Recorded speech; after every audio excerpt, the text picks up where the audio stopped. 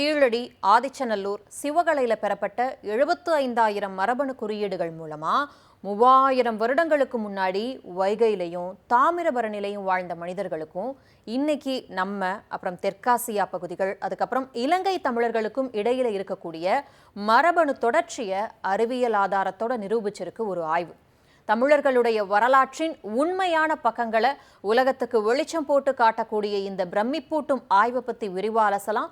இது தந்தி டிவியின் news deep dive. வழங்குவது நான் வினோதினி முத்துராமலிங்கம்.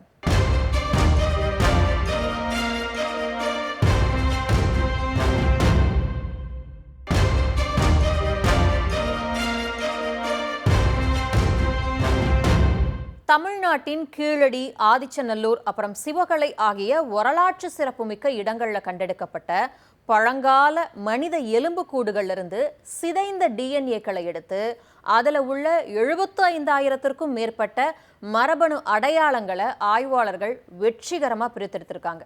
இந்த ஆய்வுடைய முடிவில் பண்டைய தமிழர்களுடைய மரபணுக்கள், இன்றைய தமிழர்கள், அதுக்கப்புறம் இலங்கை தமிழர்கள், அதுக்கப்புறம் தெற்காசிய மக்களோட மரபணுக்களோட ரொம்ப நெருக்கமாக ஒத்து போகிறது தெரிய வந்திருக்கு. ஆயிரக்கணக்கான ஆண்டுகளுக்கு முன்னாடி வாழ்ந்த அந்த பண்டைய மக்களுக்கும் இன்னைக்கு வாழக்கூடிய நமக்கும் இடையில நேரடி மரபணு தொடர்பு இருக்கிறது அறிவியல் பூர்வமாக நிரூபணமாகிருக்கு. மரபணு அடையாளம் அப்படின்னா நம்ம டிஎன்ஏல இருக்கக்கூடிய ஒரு குறிப்பிட்ட அடையாளம், தலைமுறையாக மாறாமல் வரக்கூடிய இந்த அடையாளத்தை வச்சு தான் ஒரு மனிதன் எந்த பகுதியிலிருந்து வந்தான், அவனோட முன்னோர்கள் யார் அப்படிங்கிறத துல்லியமாக கண்டுபிடிக்க முடியும். மதுரை காமராஜர் பல்கலைக்கழகத்துடைய மரபியல் துறையில் நவம்பர் 2022 தொடங்கப்பட்ட பண்டைய டிஎன்ஏ ஆய்வகத்தில் இந்த ஆராய்ச்சி நடைபெறுது. பேராசிரியர் ஜி குமரேசன் தலைமையிலான குழு இதை செஞ்சுக்கிட்டு இருக்காங்க. சிவகங்கை மாவட்டம் திருப்புவனம் வட்டத்தில் வைகை ஆற்றின் கரையில் அமைஞ்சிருக்க ஒரு புகழ்பெற்ற தொல்லியல் கிராமமான கொந்தகை ஈமக்காட்டு பகுதியில் கிடைச்ச மாதிரிகள்ல இருந்து சுமார் 75,000 அடையாளங்கள் எடுக்கப்பட்டிருக்கு. ஈமக்காடு அப்படின்னா என்ன? பண்டைய காலத்தில் இறந்தவர்களை புதைக்க அல்லது அடக்கம் செய்ய பயன்படுத்தப்பட்ட இடம் தான் ஈமக்காடு. இந்த ஈமக்காட்டு பகுதியில் கிடைச்ச மாதிரிகள்ல இருந்து சுமார் 75,000 அடையாளங்கள் எடுக்கப்பட்டிருக்கு. அடுத்து தூத்துக்குடி மாவட்டம் ஸ்ரீவைகுண்டம் வட்டத்தில் தாமிரபரணி ஆற்றின் கரையில் அமைஞ்சிருக்க மிக முக்கியமான ஒரு பெருங்கற்கால தொல்லியல் களமான ஆதிச்சநல்லூர்ல இருந்து 9,000 அடையாளங்கள் எடுக்கப்பட்டிருக்கு. அதே மாதிரி அதே இடத்துல இருக்கக்கூடிய கிராமமான சிவகலையிலிருந்து 6,000 அடையாளங்களும் எடுக்கப்பட்டிருக்கு. 2025 வெறும் 4,000 5,000 அடையாளங்களை மட்டும்தான் எடுக்க முடிஞ்சது. ஆனால் 2026 இது 75,000 உயர்ந்திருக்கு. 5,000 எங்க இருக்கு, 75,000 எங்க இருக்கு? இது மனித மரபணு மாற்றங்களை விரிவாக ஆய்வு செஞ்சு ஆவணப்படுத்த தொடங்கப்பட்ட ஒரு சர்வதேச அறிவியல் ஆராய்ச்சி திட்டமான 1000 ஜெனோம்ஸ் அப்படிங்கிற திட்டத்தின் தரவுகளோட கச்சிதமாக பொருந்தி போகுதாம். அமெரிக்காவுடைய ஹார்வர்ட் பல்கலைக்கழகத்தில் உள்ள புகழ்பெற்ற டேவிட் ரைக் ஆய்வகத்துடைய சர்வதேச தொழில்நுட்ப முறைகளை தான் இவங்களும் பின்பற்றுறாங்க. ஹார்வர்ட் லேபில் 10 லட்சம் அடையாளங்களை இலக்க வைப்பாங்க. ஆனால் இங்கே நம்ம ஊர்களில் கிடைச்சிருக்கக்கூடிய அடையாளங்கள் ஆயிரக்கணக்கான ஆண்டுகள் பழமையானவை அப்படிங்கிறதால சிதைஞ்சு போயிருக்கு. இருந்தாலும் மேலும் 2 சுற்றுகள் ஆய்வு செஞ்சு இன்னும் அதிக அடையாளங்களை எடுக்கிறதுக்காக முயற்சிகள் நடந்துகிட்டு இருக்கு.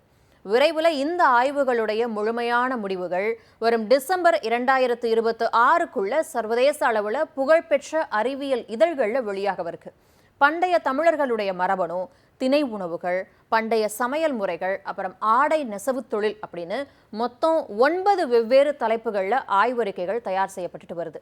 கீழடி எடுத்துக்கிட்டோம் அப்படின்னா 2014 இந்திய தொல்லியல் துறையைச் சேர்ந்த அமர்நாத் ராமகிருஷ்ணா அப்படிங்கிறவரால் கண்டுபிடிக்கப்பட்டுச்சு. இதனுடைய காலம் கார்பன் டேட்டிங் முறைப்படி 2600 ஆண்டுகள் பழமையானது. சிவகலை எடுத்துக்கிட்டோம் அப்படின்னா இங்கே கண்டெடுக்கப்பட்ட இரும்பு பொருட்கள் கிமு 3345 சேர்ந்தது. அதாவது கிட்டத்தட்ட 5300 ஆண்டுகள் பழமையானது. மனித வரலாற்றிலேயே இரும்பை உருக்கி பயன்படுத்திய மிக பழமையான சான்றுகளில் இதுவும் ஒன்று அப்படிங்கிறது நமக்கு பெருமையான விஷயம். கார்பன் டேட்டிங் அப்படின்னா அகழ்வாராய்ச்சியில் கண்டெடுக்கப்படக்கூடிய பழங்கால மனித எலும்புகள், மரத்துண்டுகள், தானியங்கள், ஆடைகள் போன்ற கரிம பொருட்கள் எத்தனை ஆண்டுகள் பழமையானது அப்படிங்கிறத துல்லியமாக கணக்கிட உதவக்கூடிய ஒரு அறிவியல் தொழில்நுட்பம். மனித மரபணுவை தாண்டி பழங்கால பானைகளில் ஒட்டியிருந்த புரதங்கள் மற்றும் கொழுப்பு மூலக்கூறுகளையும் ஆய்வாளர்கள் ஆய்வு செஞ்சுருக்காங்க. பண்டைய தமிழர்கள் பயன்படுத்தின பானைகளில் கொலஸ்ட்ரால், கொழுப்பு படிமங்கள் இருந்திருக்கு. இதன் மூலமாக அவங்க அசைவ உணவுகளை சாப்பிட்டது உறுதியாகியிருக்கு. புரத வரிசை முறை சோதனை மூலமா அவங்க அதாவது பண்டைய தமிழர்கள் வளர்த்த கால்நடைகள் மற்றும் அதுங்களோட இடப்பெயர்வு வழிகளையும் கண்டுபிடிச்சிட்டு வர்றாங்க. ஆதிச்சநல்லூர், சிவகலையில கிடைச்ச அரிசி மாதிரிகள், அப்புறம் கொடுமணல்ல கிடைச்ச திணை, இதெல்லாம் 2500 ஆண்டுகளுக்கு முன்னாடி தமிழர்கள் பல வகை நெல் அதுக்கப்புறம் திணையை பயிரிட்டு சாப்பிட்ருக்காங்க அப்படிங்கிறத நமக்கு உணர்த்துது. நெல் சோற்றோட சேர்த்து நெய், அவரை, கீரை, பால், வெள்ளரிக்காய், நிலக்கடலை, அப்புறம் தேங்காயையும் அவங்க சேர்த்து சாப்பிட்ருக்காங்க. இந்த அறிவியல் கண்டுபிடிப்புகள் எல்லாத்துக்கும் நம்மளோட சங்க இலக்கியங்கள் பெரிய சான்றா இருக்கு. குறுந்தொகை, புறநானூறு, அகநானூறு, அப்புறம் பொருணராற்றுப்படை, இதுல சொல்லப்பட்ட உணவு மற்றும் வாழ்க்கை முறைகள் இந்த ஆய்வக ஆய்வுகளோட 100% கச்சிதமா பொருந்துதான். சங்க இலக்கியங்கள் இல்லை அப்படின்னா இந்த ஆய்வுடைய முடிவுகளை எட்டுறது அப்படிங்கிறது ரொம்ப கடினமா இருந்திருக்குமா. தமிழின் வரலாறு அப்படிங்கிறது பழமையானது அப்படிங்கிறத வெறும் பெருமையா மட்டுமே பேசாம உலகமே மறுக்க முடியாத அளவுக்கு அணு அணுவா நிரூபிச்சுட்டு வரோம். ஆயிரக்கணக்கான வருடங்களுக்கு முன்னாடியே இரும்பை உருக்கியிருக்கோம், விதவிதமா சமைச்சிருக்கோம். மிகச்சிறந்த நாகரிகத்தோட வாழ்ந்த ஒரு சமூகத்தோட நேரடி வாரிசுகள் தான் நாம அப்படின்னு நினைக்கிறப்பவே பெருமையா இருக்குல்ல. கீழடி, ஆதிச்சநல்லூர், சிவகலையில் கிடைச்சிருக்கக்கூடிய ஆதாரங்கள் நாங்கள் இங்கிருந்து தான் வந்தோம், நாம தான் அவங்களோட பேரப்பிள்ளைகள் அப்படின்னு காலத்தை கடந்தும் உறக்க சொல்லுது.